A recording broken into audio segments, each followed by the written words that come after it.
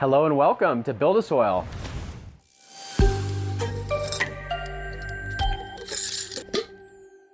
Today is season 4, episode 1. We're kicking it all off, and while I like to start with the most exciting things, today is just about getting the foundation laid. So what we're gonna do is talk about the beginning of reusing these beds, and I have a little bit of cleaning to do, so I'm gonna give you a tip on how we clean the tray that's underneath there. The other thing is Quadrant 4, we've talked about using some smaller containers, and there's been a little talk about maybe using a more automated system since I'm gonna be leaving town. So I'm gonna leave it as a tease for now, but we're gonna be talking about the potential last minute change for Quadrant 4. Still gonna be similar size container, the whole deal. And I've got the seeds over here. You can see we're kind of set up, but instead of me starting the seeds today, we're gonna do the cleaning, and I'm gonna not re-amend, but start the process. So let me address that really quick. If I wanted to plant in here today, or in the next couple of days, my re-amend would look slightly different. And so what I'm gonna do is take my normal re-amend process and stretch it out a little bit. I really like doing that when I have the time. It's more like gardening in that sense. And because I'm shut down right now, and because the seeds aren't gonna be fully developed and sexed for quite a while, I have some time. So I'd like to ramp the beds up to life. And to me, what makes a living soil more than things living in it? So I'm gonna put cover crop in there, and I'm gonna let it grow, much like we've done in past seasons. And then the plan for me is to let the cover crop grow and get a few inches, not too bulky like we've done in the past. And then I'm gonna break it down into the soil, and I'll show you when we do that. At that time is when I'm gonna add the nutrients for the re-amend. I'm gonna keep it super simple, no soil testing. We're just gonna put some craft blend in, probably at that point a little compost, and that'll be worked in with the green, fresh, young cover crop. And then we'll be ready to plant. But instead of planting that day, we'll show you on the episode when we do it, we're gonna do it where we have a number of weeks left for these seeds to be ready to transplant. And that'll give us more time for the cover crop to actually turn into soil, break down, and start to become fed to the worms and turn into soil. And then in Quadrant 2, we're actually gonna fill up the volume of that 3x3 a little bit more with some fresh soil after we do the re-amend. We're probably gonna just throw 3.0 in the top of that to make sure that that layer is a little bit fuller and we get as much yield as possible out of that second quadrant. We're gonna be running the Elk Valley genetics over there, and so I'm excited. I wanna give them the best run possible. And then in this quadrant here, there's so much soil in there, I doubt I'm gonna fill it up anymore. I'm probably just gonna work the cover crop in and add a little bit of compost, but we'll decide when we get to that episode. Either way, all I'm trying to show you is that you can plan this over a succession of time. I could also forego the cover crop, and I could go right to adding the craft blend and the compost right now. I could wet it down and I could transplant right into it. So there's not an exact method here. What we're working with is when we add organic amendments to soil, slow release nutrients. So our idea is to make sure that we never fully deplete the soil so that it has something to give right away. And then when we put in that top layer some organic amendments and the decay of the cover crop, we're slowly feeding back to that soil, and it becomes a life cycle. So you think of the plants going in there, you think of the death and decay of the cover crop and the breakdown of the organic nutrients and the worms consuming it. That feeds back to the soil what the plant is taking, and it closes the loop where the plant is never gonna outpace and completely deplete the soil. So if you wait and you don't ever do a re-amend and you try and go as far as you can, it's kind of like driving past the zero on your gas tank. Sure, you can do it, but it might lead to catastrophe. So we try to keep our tank, quarter, half full so that we're never all the way to the bottom. And then when we readjust with the top dress, it's not urgent that it's immediately available. It's more for the long-term future. So consider that while we talk today. I'm gonna get into cleaning. Before I do that, let me talk a little bit more about what I've got set up, and then we'll just get started. So when I record the next episode, I'm going to be germinating the seeds, and one of the battles I had in my mind was the autoflowers. So Dark Owl Seeds, Daz sent these. We're gonna be running the Marathon OG, and those are the ones that were voted on by his group, and I wanted to just honor that, because who better to pick which seeds? And I already knew that I like the OGs. I like that fuel. So the Marathon OG, it says 10 to 12 weeks, which 10 times 7 is 70 days from the moment I plant this seed to harvest. Might take up to 84 days, right? So knowing that, and knowing that these seeds are regular, they're not feminized. These are feminized. So it's gonna take 6 weeks just to determine their sex. By that point, I'll know, and then I'll want to transplant them into the beds so that I don't have to pull the males, and I can organize my beds accordingly. Well, by that time, these will almost be harvested. So we're gonna try and use 2 packs. One for now, get a full harvest under 18 hours of light while we're germinating seeds, and then when we're ready to transplant, pop another pack and get a second harvest that's under 12-12. So we're just showing you some of the creative things that you can do with autoflowers. But today, the dilemma that I'm facing is, last season we started directly in the earth box. And that's a big thing because with autoflowers, I don't like to stunt them. I want their initial root to just fire, and I don't want it to be slowed down. A lot of times when you learn like the hydroponic way, or you haven't found BuildASoil yet, they'll teach you to start in a cup and then go to a 1 gallon and then to a 3 gallon and then flower it accordingly so that you don't get root bound. I kind of like going into the final container, especially when it is an autoflower. But here's the thought. What if you're following our method and you're doing no-till? And if you plant one of these really expensive feminized seeds that you're really proud of and you really want it to work directly into a fully living soil with cover crop and worms, like you might actually cannibalize, you might lose the seed. And so a lot of times we like to transplant a little cup right into our no-till. Well, with autoflowers, I mentioned I don't like to do that. So what I'm gonna do is teach you the best of both worlds, where we're gonna pop these in cups instead of directly, and then I'm gonna make sure they do not get root bound, and I actually err on the side of transplanting a little bit early, and I'm gonna really baby them and put them into the earth box container, showing you that you can transplant. The other thing for me is to show that we're all gonna pop these seeds on the same day, and while these ones are gonna be, of course, fast-growing plants, they're gonna be restricted by being in small cups. And then at best, I'll restrict them to a 1 gallon once I've narrowed down the selection so that we can really keep them healthy until I'm positive they're females. And so by just going through the normal process, I hope to eliminate the fear of new growers starting with regular seeds. It's easy to identify males and females. It's easy to keep them healthy until then. It's easy to transplant. And when you start from seed, you forgo most of the problems that growers have from getting a clone. Disease, bugs, stuff that you just would never think on a perfectly good-looking clone are riding into your grow. It happens to the best of us, and I want you to avoid it, and I want you to be really confident starting seeds. So by the time these are sexed, probably in 1 gallons, we'll already be harvesting these. But if you are brand new and you're wondering, in this 10 by 10 tent, we're gonna do a different grow style in every single quadrant, from sub-irrigated earth boxes, smaller containers, 3 by 3 bed, 4 by 4 bed, all of the different methodology. So when you're done watching season 4, BuildASoil YouTube series, you'll know everything there is to know, at least to get you started on your own grow from start to finish, harvest, get really good results. And I tell you what, when I hear stories from growers that started this hobby, and when I hear new people that started with the BuildASoil series, and they actually had a little bit of coaching at all the different steps and used some products that were not as risky, like sometimes you can overfeed in hydro, they're just things you don't know. We get feedback from people on their first grow that are absolutely knocking out of the park. And then instead of fast drying and ruining it, they're watching our harvest series and they're learning how to slow dry. So I just encourage you, if you're new to this, watch every single one of these episodes and you're gonna come out with all the working knowledge and many different methods that will fit your lifestyle. With that being said, we're not gonna pop the seeds today. I wanted to give you a little preview into what I'm thinking because these are decisions you're gonna have to make too. Do I transplant? Do I go direct? Do I transplant? Do I sex? Do I buy the DNA testing? If you're curious, you can watch our previous season where we popped seeds and we actually did DNA testing so that we could know the plant sex when they're very young. It costs $10 to $20 per seed depending on the volume, so it's not a viable option for everybody, but it does save a lot of time. However, we're gonna do this old school. I wanna give you one walkthrough of what we're gonna be doing. Over here, it's kind of a mess. We're doing cleaning, that's why we're here. I've got 2 earth boxes that aren't set up. I've got 2 more outside. By the time we're done, we're gonna have 4 earth boxes running 4 different autoflower seeds. We're gonna run that twice this season. So 2 cycles out of 1 quadrant. We'll total up the yield and say, out of the whole time, we got this much yield by running it twice in the same amount of time as the other quadrants. That'll be fun to do. Then we've got Quadrant 2. This is gonna be, I think it's 4th cycle, 3rd cycle, 4th cycle. Yeah, we set it up first season, we did the take and bake.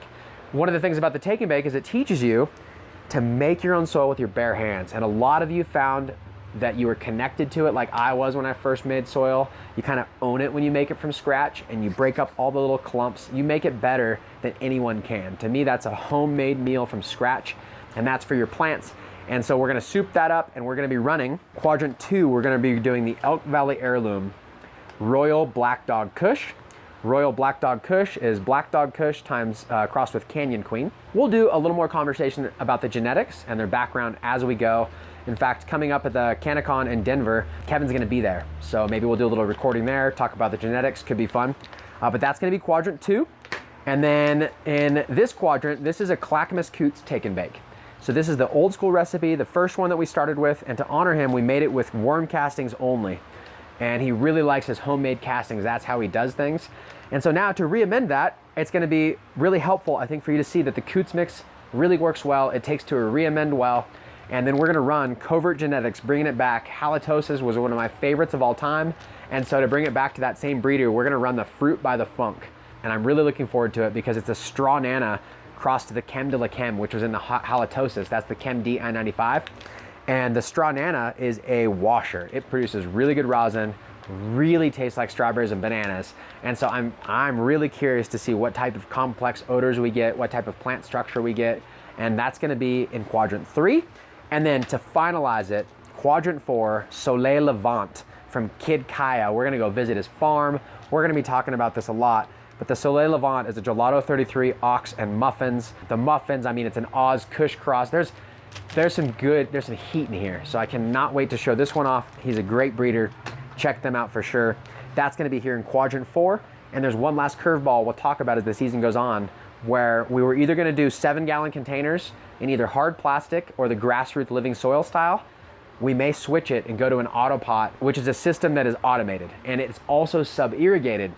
My hesitance there was that it's a taller one, not shallow like the earth box, and it's new to me. I don't wanna fail on camera, but I like trying new things. And so if enough of you think that that's a good idea, we've got time because we're popping seeds, then I'll reach out, because Autopot already reached out to us, and I'll set up the Autopot here and I'll run it. I guess instead of me holding the secret, cat's out of the bag, that's what I'm considering, so let me know what you think. They have a new XL system that uses larger containers, but I was thinking maybe we would just start with our standard system, because a lot of you probably already own it, and then I can show you how I would run that system according to the BuildASoil way, and then I'll tell you what I think, honestly, about it. So, could be really fun. I really just want to get the cover crop going and get the cleaning done. So what I'm gonna do is get the cleaning done first, get the cover crop sown, give you a couple of pointers, and just remind you that to bring the soil back to life, nothing's better than plant roots. So if you have time, cover crop is a really good living fertilizer, so to speak. It's a seed meal that comes alive and then we break it down into the soil. So I'm gonna do that and then we'll wrap up the episode. So let's get started. If you notice inside the tray, there's like all this algae buildup and stuff over here. And so I'm gonna dump the hot water in just to get it a little bit loose. And then I'm just gonna use a broom. I'm not gonna lift the 3x3 and clean it completely sterile. This is not a sterile hydro room. I don't picture like lab coats.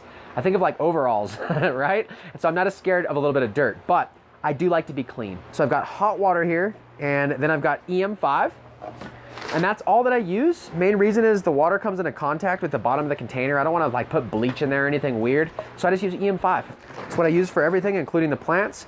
And when I do a cleaning like this, I like to go a little extra, 2 to 6 ounces per gallon for a heavy cleaning, and for the worst, you can do 1 to 1. So we make this, I'm not trying to be wasteful. I want to teach you properly how to use it. And I think that about that 4 ounces a gallon is probably more than enough to do general cleaning like this. So I'll just pour this. That's about that 4 ounces per gallon. We've got 4 gallons in there. Okay, smells good, a little pepperminty, organic vinegar, some probiotics. And so I want this to go everywhere in here.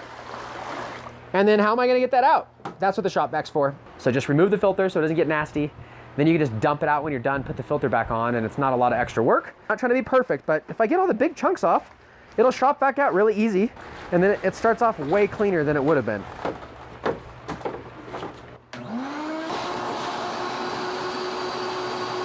It's getting a lot cleaner, so there's not much in here. There's some in some of the crevices where it's hard to get with the broom. I'm gonna grab the hose, blast it a little bit more. You could take more hot water in EM5, but the EM5 I think loosened it up enough pretty well where I'm just gonna grab this, get a little more water in there, and then that'll be good enough for me. Okay. When I'm done in here, we're going to mop the floor in here, mop in between where I'm standing, and at least we'll start off every season. When we break it down, I encourage you to do the same. At least get it clean. I think it's a little bit less important when you're doing living soil to have it perfectly clean, so don't freak out and waste hours and hours of time. But definitely let's make sure we tend to the basics and stay clean in our grow room. Cleaning is part of the process. And so I'm gonna go ahead and get a rag and I'm gonna go through and just kind of wipe it down on here. Make sure that I start to get any of the dust off the lights. Shut the fans down. And I got the front off, and so then I can take the whole thing, the wire basket and this that's dirty, and I'm gonna wash them. You see how that dirt builds up? I don't wanna be spraying it around in the room. And so I take those apart, I just soak them in water in the sink, scrub them, put them back together. We've done it. I showed you scrubbing the fans before. I've got a humidifier that we've got to clean. go through those points of contact where the air is moving, where the humidity is going, and make sure that you're cleaning those. Your air ducts should be changed every once in a while, or at least cleaned out. They were brand new last time, so I don't think we're gonna do any of that. But I am gonna be checking the carbon filter on the intake and make sure that that's clean. It's got a sock over the outside, and so I might clean the sock and just make sure that I test the life cycle, feel like the air is gonna be coming in here clean. As we get into second, third, fourth, fifth episode, we're gonna be talking about the environment a lot. And so don't worry, we're gonna go through the airflow and the humidity and all the things that we're concerned with. And part of the reason why we're not popping seeds today is I don't wanna do it on a Friday. My wife's birthday is tomorrow, and then have to come back to work just to check on the seeds that I don't blow it for the YouTube. And so I'm just gonna wait till Monday next week to start popping seeds and record it, and that allows us to get this started. So I'm gonna start on this bed right here, and I'm just gonna do the beginning. Since the re-amend, when we add the minerals and the nutrients, I'll want to explain that. I'll deal with it then, I'll have some more time. But for right now, the cover crop, you just apply the seed and you get it to grow. This is our 12 seed clover crop, we call it. It's about 75% clover. It's got some other nitrogen fixers, some vetch. It's got some field peas. You can look at the recipe, there's a lot in it. It's very diverse. Part of why we chose 12 different seeds is that one of the permaculture principles is to use a minimum of 12 seeds when you're doing your cover crop, so you get that diversity. Now that's outdoor, we have different weather and all those things. Indoors, we really just want to get things growing, but I still think diversity is the key. So I've got, you can see what the seed looks like. Not that much in here. I'm just gonna evenly spread this between the containers, a little more on the 4x4, a little less on the 3x3. Really what I need to do is irrigate. So I'm gonna get started with that first. The main reason I don't want to put the seed down and then add all the water is it feels like it's going to need quite a bit of water. And if I put the seed in and then I irrigate heavily, I'm going to create pools of water where the seeds are going to accumulate and it won't be spread out. So let me do that first. I've got my hose here. We've got this hooked up to a big boy water filter, so the pressure's good and it makes clean water. So I'm just going to hit it up and I'm going to make sure that this is nice and moist. There's some moisture in the bottom from the last round and there's probably still some worms in here, but realistically, it got pretty dry, and so I'd like to use a wetting agent. So when I actually do the cover crop, when I'm done putting it in here, we're gonna come back and hit it with the Chapin, the water sprayer.